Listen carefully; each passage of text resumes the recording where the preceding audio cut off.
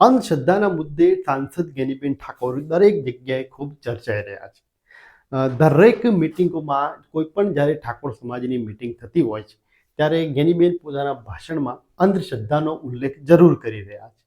ખાસ કરીને કદાચ એ પોતાના સમાજ માટે ચિંતિત છે અને એના કારણે તેઓ દરેક મુદ્દા ઉપર અંધશ્રદ્ધા લાવી દે છે.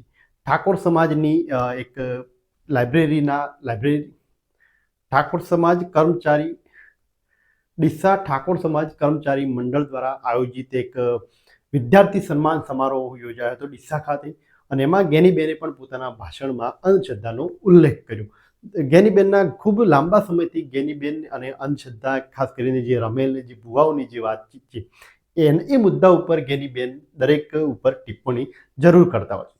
જોકે આવા મુદ્દા ઉપર વાતચીત કરવી એ પણ એક રાજકીય નેતા માટે ઘણી મોટી વાત હોય છે.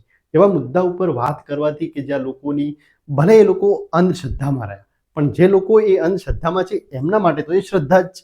એટલે જ્યારે અંધશ્રદ્ધા પાછળની એક મોટી વોટ બેંક રહી છે અને એ જ કારણથી કે કોઈ પણ સમાજનો રાજકીય જે આગેવાન હોય, કે પછી ભાજપ હોય કે કોંગ્રેસ, કોઈ પણ રાજકીય આગેવાન અંધશ્રદ્ધા જેવા મુદ્દા ઉપર ક્યારે બોલવા તૈયાર નથી થતો, કેમ કે એની આખી વોટ બેંકને અસર કરે છે. પરંતુ જ્ઞાનીબેન ખૂબ લાંબા સમયથી અંધશ્રદ્ધા અને ખાસ કરીને ભુવાઓને તો ટાર્ગેટ કરીને હવે બોલી રહ્યા છે. તો એ આવનારા સમયમાં ખાસ કરીને ઠાકોર સમાજ માટે એક સારી બાબત કહી શકાય એમ છે. અને જ્ઞાનીબેનનું કદાચ નસીબ કંઈક વધારે જોર કરતી હોય એવું પણ લાગે છે. કેમ કે આવા મુદ્દા ઉપર જ્યારે વાતચીત કરવી, કોઈ ટિપ્પણી કરવી, તો એ નુકસાનકારક પણ સાબિત થતું હોય છે. પરંતુ દર વખતે જ્ઞાનીબેનને દરેક બાબતોમાં ફાયદો થતો જોવા મળે છે. ભુવાઓની જ્યારે વાતચીત કરવામાં આવી તો એ મુદ્દો ખૂબ ચર્ચાયો. ખાસ કરીને જ્ઞાનીબેને જે થરાદમાં જે વાતચીત કરી હતી શરૂઆતથી જ લઈને, તો એ મુદ્દો ખૂબ ચર્ચાયો હતો. પરંતુ એનું આખું સ્ટ્રક્ચર એ રીતનું જ આખો બનાવ બન્યો કે જેમાં જ્ઞાનીબેનની વખાણ થયા. ઠાકોર સમાજને એવું લાગ્યું કે આપણી બેન કંઈક આપણા માટે બોલી રહી છે, એટલે નુકસાન થવાની જગ્યાએ જ્ઞાનીબેનને ફાયદો જ થયો છે. ઠાકોર સમાજની આ મિટિંગમાં જ્ઞાનીબેને શું કહ્યું એ સાંભળો. આવનાર સમયમાં કંઈક સારું કરવા માટેનો એમનો પોતાનો અભિગમ અને પ્રયત્ન છે. ત્યારે આ તમારું મૂડી રોકાણ છે. હમણાં સાહેબે કીધું કે ભાઈ રાયગણજી હોય કે અહીંયા આપણા કર્મચારી મંડળના તમામ નોકરી કરતા આપણા જે તે વિભાગના અધિકારીઓ હોય તો 1લી તારીખ હોય એટલે લક્ષ્મી માતા એમના ખાતામાં જતા જ રહે, કોઈ પૂછે કે ના પૂછે. અને સરસ્વતી હતા એટલે લક્ષ્મી માતા આવ્યા. એમણે નોકરી મેળવવા માટે કેટલી મહેનત કરી છે, કેટલી મજૂરી કરી છે.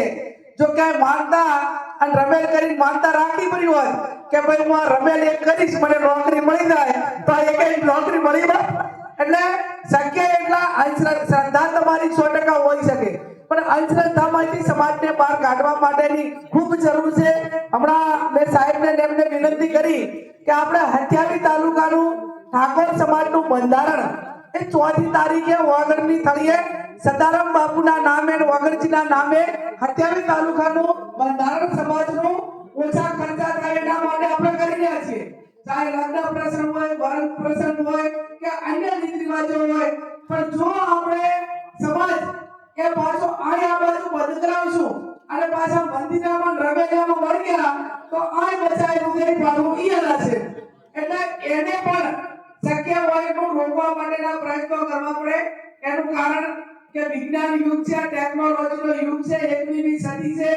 ચાહે તમે કોઈ ધારો ધીરુભાઈ અંબાણી કે મુકેશ અંબાણી કે ગૌતમ અદાણી કે આરે મોટા ઉદ્યોગપતિઓ હોય તો આપણે કોઈ ધારો કોઈને એમને તમે કોઈની એમને રમેલ થઈ ગઈ એવું કોઈ ધારો સાંભળ્યું છે?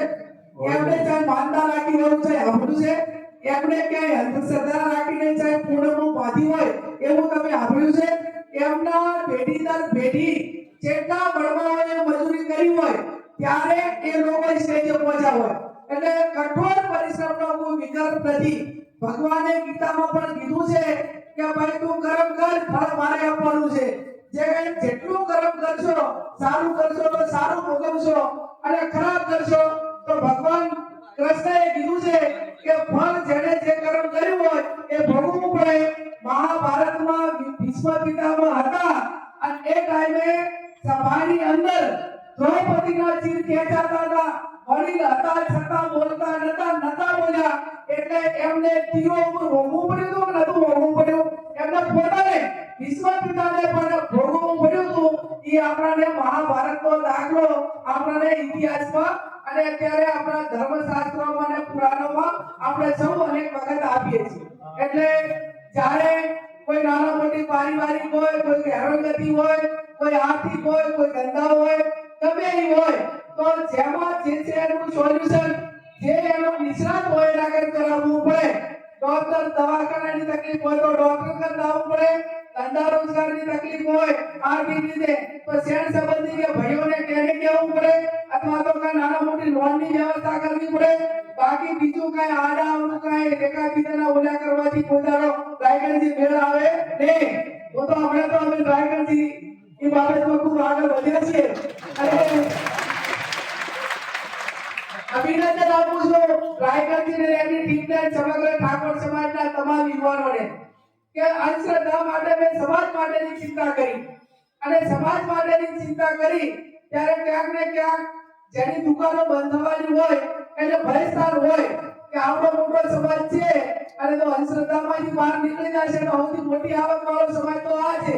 અને છતાં પણ સમાજે આખા ગુજરાતના ઠાકોર સમાજે યુવાનોએ મીડિયામાં એમ કીધું કે ભાઈ કેડીબેને તો અમારા સમાજ માટે કીધું છે એટલે બીજાએ કોઈ આને બંધબેથી ભાગડી પહેરવી નહીં અને અમારા સમાજ માટે કીધું છે એટલે કેડીબેન અમારા સમાજ માટે કરે છે. એ આખું ઉપરાણું આખા ગુજરાતના ઠાકોર સમાજે લીધું એ બદલ